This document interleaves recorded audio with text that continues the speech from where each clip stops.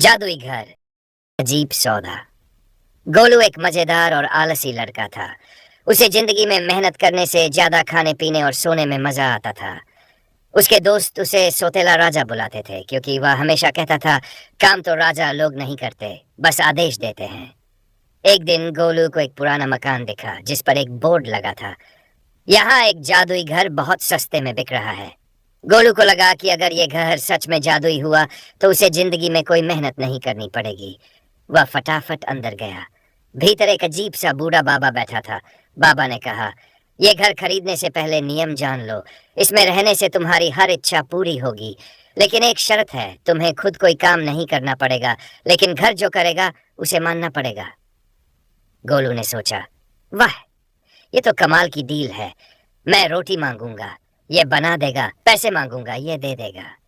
उसने झटपट सौदा कर लिया और घर का मालिक बन गया। जादू का झटका। गोलू घर में घुसते ही चिल्लाया, मेरे लिए स्वादिष्ट खाना बनाओ। फटाफट रसोई से गर्मा गर्म पराठे, छोले भटूरे और गुलाब जामुन उड़ते हुए उसकी प्लेट में आ गए।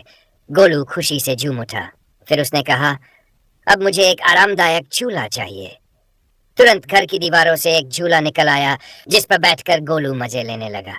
अब गोलू ने कुछ और सोचा, अगर घर मेरे लिए सब कर सकता है तो मुझे नहाने की भी जरूरत नहीं। उसने आदेश दिया, मेरे शरीर को बिना पानी के नहा दो।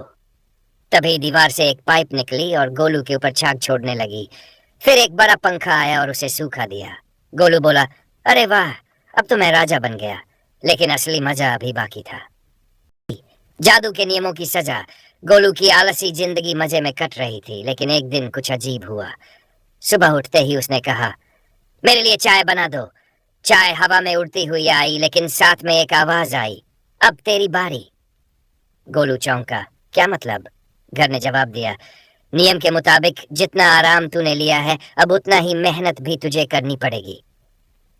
गोलू ने घबरा कर कहा, नहीं नहीं, मैंने तो ऐसा कोई नियम नहीं सुना। लेकिन तभी झाड़ू अपने आप उसके हाथ में आ गई और उसने खुद ब खुद घर साफ करना शुरू कर दिया।